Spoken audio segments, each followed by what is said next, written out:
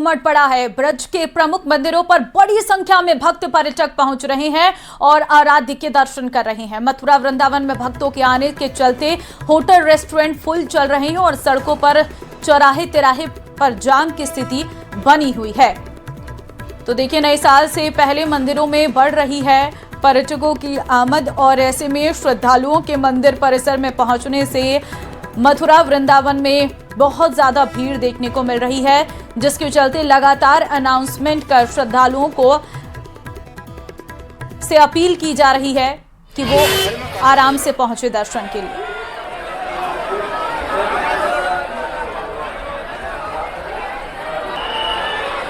तो देखिए आप, बच्चे बुजुर्ग यहां पर पहुंच रहे हैं और मंदिर प्रशासन की तरफ से अपील भी की गई है।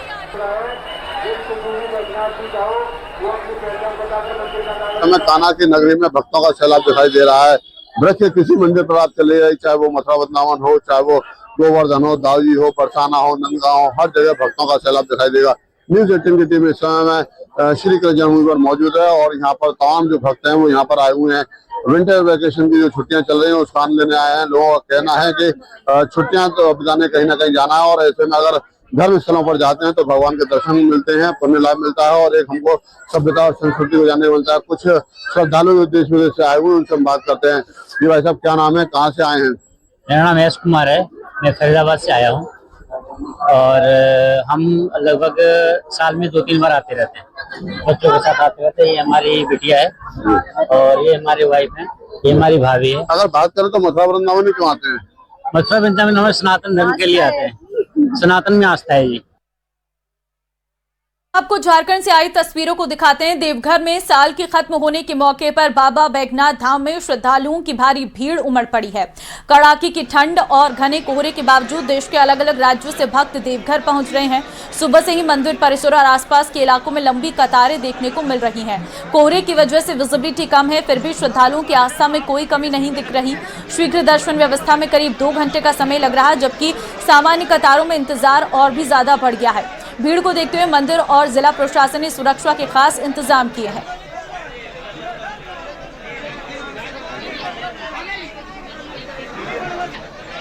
राज्य में कड़ाके की ठंड पड़ रही है, लेकिन अगर हम देवनगरी देवघर की बात करें तो इस ठंड में भी काफी संख्या में श्रद्धालु बाबा धाम पहुंच रहे हैं और बाबा पर पूजा अर्चना कर रहे हैं। आपको बता दें कि बीते 2 दिनों से ठंड में काफी राहत थी, लेकिन आज फिर से घने कोहरे की चादर में देवनगरी देवघर लिपटी हुई है। बावजूद इसके देवनगरी देवघर में श्रद्धालुओं का जो तांता है वो बढ़ रहा है। भीड़ जो है काफी ज्यादा बढ़ी हुई है।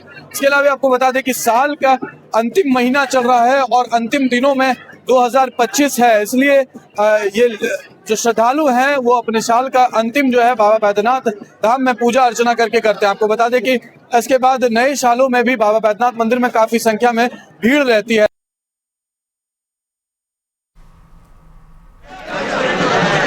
नए साल से पहले वाराणसी में भी भीड़ की तस्वीरें आई हैं। शिवनगरी में भक्तों की भीड़ उमड़ पड़ी है। नए साल का स्वागत लोग पूजा पाठ से करते दिखाई दे रहे हैं। काशी विश्वनाथ मंदिर में श्रद्धालुओं की भीड़ नजर आ रही है। वहीं गंगा घाट पर भी भक्त काफी संख्या में दिखाई दे रहे हैं। काशी विश्वनाथ मंदिर में इस समय वीआईपी दर्शन पर रोक लगा दी गई है ताकि नए साल पर आने वाले भक्तों को दिक्कत ना हो।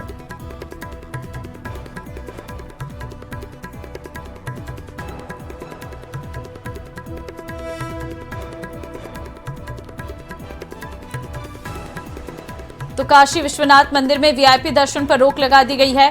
पुलिस का पूरा पहरा है, किसी भी तरीके से किसी को कोई दिक्कत ना हो, नए साल में लोग आराम से पूजा पाठ कर सके, इसके लिए विशेष इंतजाम किए गए हैं। काशी विश्वनाथ मंदिर में सनातन का रंग देखने को मिल रहा है।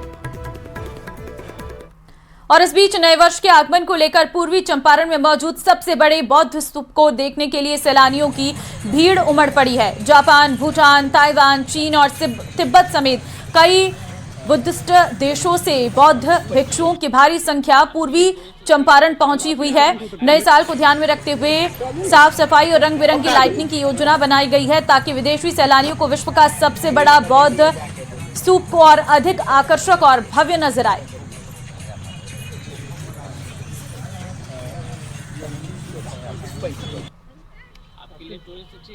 आपके लिए क्लाइंट हो सकता है। अब कहाँ चलो?